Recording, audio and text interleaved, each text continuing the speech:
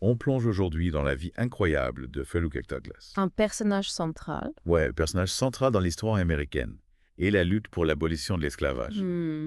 C'est une excellente idée en choisissant d'explorer son histoire. Absolument. Un homme qui a transcendé son statut d'esclave pour devenir une figure de proue du mouvement abolitionniste. C'est ça. Ce qui est vraiment fascinant, c'est qu'on va se baser sur ses propres écrits et témoignages. Exactement. C'est comme si on avait un accès direct à ses pensées, Oui, ses émotions et ses combats. tout à fait. Et ce qui est frappant dès le début, c'est qu'on ne connaît même pas sa date de naissance exacte. Né d'esclave sous le nom de Frederick Augustus Washington Bailey. Ah oui? Il a choisi plus tard le 14 février comme date symbolique. Intéressant. Ça en dit long sur la déshumanisation inhérente à l'esclavage. Oui. On lui a même retiré le droit de savoir quand il était né. C'est une privation terriblement symbolique. Mais ce n'est que le début d'une longue série d'épreuves. Malheureusement, oui. Il est séparé de sa mère très jeune. Une pratique courante à l'époque pour maximiser le rendement des esclaves. Quel impact psychologique cela a-t-il pu avoir sur lui? On peut imaginer le traumatisme d'une telle séparation. Ouais. Heureusement, il a été élevé par sa grand-mère. D'accord. À 7 ans, il est arraché à nouveau à son environnement pour être envoyé à la plantation et confronté à la dure réalité de l'esclavage. C'est difficile de concevoir comment un enfant peut survivre à tant d'épreuves. Oui, c'est terrible. Et c'est là que son destin bascule, non? On peut le dire. Envoyé ensuite à Baltimore, chez Hugh Old, il découvre le pouvoir de l'alphabétisation grâce à Sophia Holt. La femme de son maître. C'est incroyable qu'elle ait pris ce risque pour lui apprendre à lire, Oui. défiant les conventions sociales de l'époque. Sophia Holt a joué un rôle crucial dans le parcours de Douglas. Son acte, bien qu'illégal et dangereux, montre à quel point la conscience morale de certains individus pouvait transcender les lois injustes de l'époque. On a l'impression qu'elle a planté une graine qui allait germer en un puissant arbre de la liberté. Et c'est une belle image. Mais Hugh Old s'est vite rendu compte du danger que représentait un esclave instruit. Exactement. Il a mis fin aux leçons craignant que l'alphabétisation ne rende les esclaves plus rebelles. Et pourtant, Douglas assoiffé de savoir a continué d'apprendre en secret. Incroyable. Il démontrait déjà cette force de caractère Oui. et cette volonté inflexible de s'élever malgré les obstacles. Ouais. Sa soif de savoir était plus forte que la peur. Mhm. Il a même trouvé un livre, le Columbian Orator, qui est devenu une source d'inspiration majeure pour lui. C'est un livre assez particulier, n'est-ce pas? Oui, Il ne s'agit pas d'un simple roman, mais d'une anthologie de discours politiques et philosophiques qui ont nourri son esprit et l'ont ouvert au concept de liberté et de droits de l'homme. le Columbian Orator a été un tournant dans son développement intellectuel. D'accord? Il a découvert des discours de grands orateurs, des textes qui défendaient la liberté et l'égalité. Oui. Ce livre a nourri sa réflexion et l'a conforté dans sa conviction que l'esclavage était une abomination. Et ce qui est encore plus fascinant, c'est que Douglas n'a pas gardé ce savoir pour lui. C'est ça. Il a pris le risque énorme d'organiser une école du dimanche clandestine pour enseigner la lecture à d'autres esclaves, utilisant le Nouveau Testament comme support. Oui, Il a défié les lois et risqué sa vie pour partager le pouvoir des mots. quel courage. Mais cette initiative a été violemment interrompue par les propriétaires d'esclaves. Cet épisode montre bien la brutalité du système esclavagiste et la peur que suscitait l'éducation chez les propriétaires d'esclaves. Oui. Ils savaient que la connaissance était une arme puissante, capable de remettre en question l'ordre établi. Et Douglas allait en faire l'expérience de manière encore plus brutale lorsqu'il a été envoyé chez Edward Covey, un briseur de nègres notoire. Là, il a subi des violences physiques et psychologiques d'une intensité terrible. Oui, Comment a-t-il pu résister à cette épreuve qui aurait brisé tant d'autres vies? Douglas a refusé de se laisser briser. Incroyable. Il s'est rebellé physiquement contre Covey, un acte de résistance extraordinaire qui a marqué un tournant dans sa vie. Ce moment a été un véritable catalyseur pour lui. Oui. En se révoltant contre Covey, il se révoltait contre tout le système esclavagiste. Ce geste a dû lui redonner une part de son humanité volée. Sans doute. Et à partir de ce moment, la seule chose qui comptait pour lui, c'était la liberté. Oui. Animé par ce désir ardent et inspiré par Anna Murray, une femme noire libre de Baltimore, il a commencé à planifier son évasion. Le rôle d'Anna Murray est essentiel. Oui. Elle représente bien plus qu'une simple source d'inspiration. D'accord. Elle incarne l'espoir d'une vie libre, d'un amour possible au-delà des chaînes de l'esclavage. Oui. Elle est le symbole de tout ce que Douglas aspire à atteindre. Et pour la rejoindre, il était prêt à tout risquer. Absolument. Sa première tentative d'évasion échoue et il se retrouve en prison. Quelle épreuve cela a dû être pour lui après avoir goûté à l'espoir de la liberté. Oui. La prison représente la punition ultime pour un esclave qui ose aspirer à la liberté. Mais pour Douglas, c'est aussi une période de réflexion, de renforcement de sa détermination. Oui. Il en est sorti encore plus fort, prêt à tout pour conquérir sa liberté. Et il n'a pas attendu longtemps avant de retenter sa chance. Tu vois. Le 3 septembre 1838, déguisé en marin, il s'échappe à nouveau. Et cette fois, c'est la bonne. Et cette fois, c'est la bonne. Ce qui est remarquable dans cette évasion, c'est son ingéniosité. Oui. Il a utilisé des papiers d'identité empruntés, D'accord. a fait preuve d'audace et de présence d'esprit pour tromper les autorités. C'est une véritable leçon de courage et de ruse. On peut imaginer l'angoisse qu'il a dû vivre pendant ce voyage vers la liberté. Oui. Chaque arrêt, chaque contrôle devait être une épreuve insoutenable. Absolument. Mais il a finalement atteint New York, accueilli par le réseau du chemin de fer clandestin. Et c'est là qu'il retrouve Anna Murray, qu'il épouse rapidement. C'est un moment de joie intense après tant de souffrance et d'incertitude. Oui, on peut l'imaginer. Quel soulagement ce devait être pour eux de se retrouver enfin libres de s'aimer, sans craindre la séparation. Mais malgré sa liberté géographique, Douglas reste un fugitif. Sa vie est encore en danger. Exactement. La liberté de Douglas à ce stade est fragile, précaire. Oui. Il est libre géographiquement, mais il reste un esclave aux yeux de la loi. Il ne peut pas baisser sa garde. C'est ça. Alors il s'installe à New Bedford où il devient prédicateur et s'engage dans le mouvement abolitionniste. C'est là qu'il découvre le journal The Liberator de William Lloyd Garrison. Oui. Comment cette découverte a-t-elle influencé son parcours? The Liberator est un journal radical qui défendait l'abolition immédiate de l'esclavage. D'accord. C'est une véritable révélation pour Douglas. Il se reconnaît dans ce discours. Il trouve une plateforme pour amplifier sa voix. Et quelle voix? Ah oui. Lors d'une convention anti-esclavagiste, il livre un discours impromptu qui captive le public.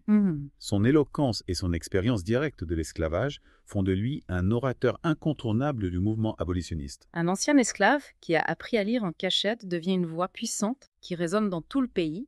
C'est le début d'une nouvelle ère pour le mouvement abolitionniste. Absolument. Et cette voix va porter loin, très loin. Oui. Mais ça, c'est une autre partie de l'histoire. Loin, très loin. Ah oui. En 1843, il rejoint l'American Anti-Slavery Society et parcourt le Midwest pour prêcher l'abolition. Imaginez le courage qu'il fallait. Oui.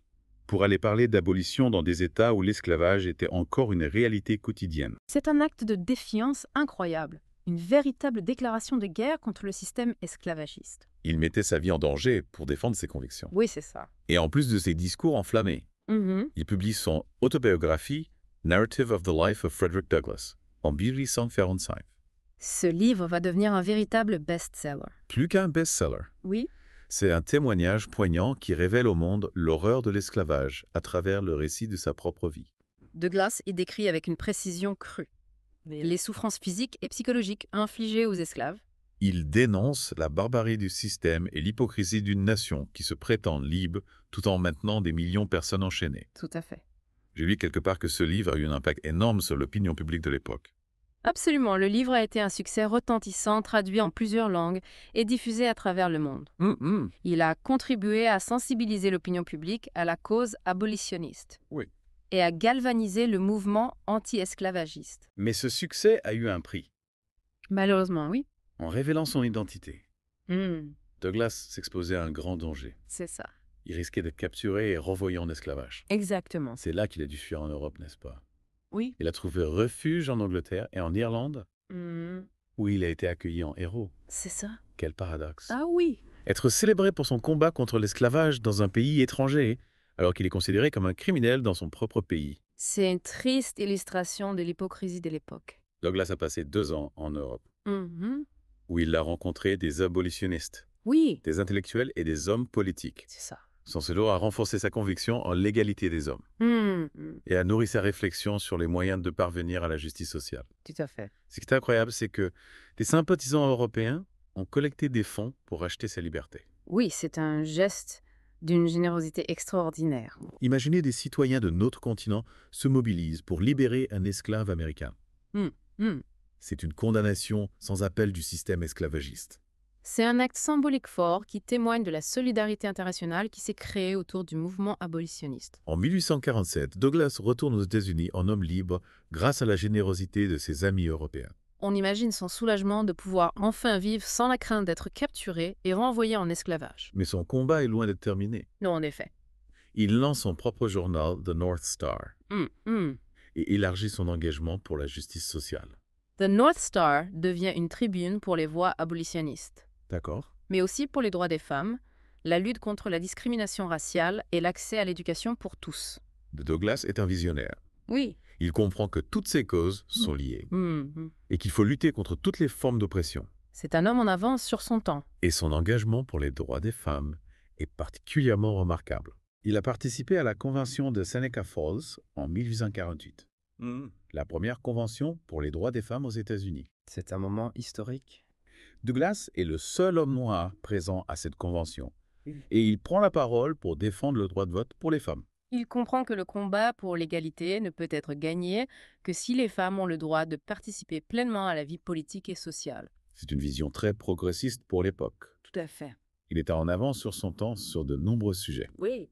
Il a également milité pour la déségrégation scolaire, bien avant que ce ne soit une cause populaire. Douglas était convaincu que l'éducation était la clé de l'émancipation et qu'il fallait donner à tous les enfants, sans distinction de couleur, la possibilité de s'instruire. Oui. Il voyait l'éducation comme un outil puissant pour lutter contre l'ignorance et les préjugés. Et pour permettre à chacun de s'élever socialement. Exactement. Et puis arrive la guerre civile en 1871. Douglas voit dans ce conflit une opportunité de mettre fin à l'esclavage. Oui. Il plaide pour la participation des Afro-Américains à la guerre, Absolument. considérant que leur combat est essentiel pour la libération de leur peuple. Douglas a compris que la guerre était une chance historique pour les Afro-Américains de prouver leur patriotisme D'accord. et de se battre pour leur liberté. Il a exhorté le gouvernement à leur permettre de s'enrôler dans l'armée et à contribuer à recruter des milliers de soldats noirs. Il a même rencontré Abraham Lincoln à plusieurs reprises Oui. pour le convaincre d'intégrer les Afro-Américains dans l'armée de l'Union. Imaginez le poids symbolique de ces rencontres. Un ancien esclave face au président des États-Unis, plaidant pour la liberté de son peuple. Ces rencontres ont été cruciales pour faire évoluer la position de Lincoln sur la question de l'esclavage. D'accord. Douglas a utilisé son éloquence et son expérience personnelle. Pour convaincre le président d'importance d'intégrer les Afro-Américains dans la lutte pour la liberté. Et pour montrer l'exemple, 2 de ses fils se sont engagés dans l'armée.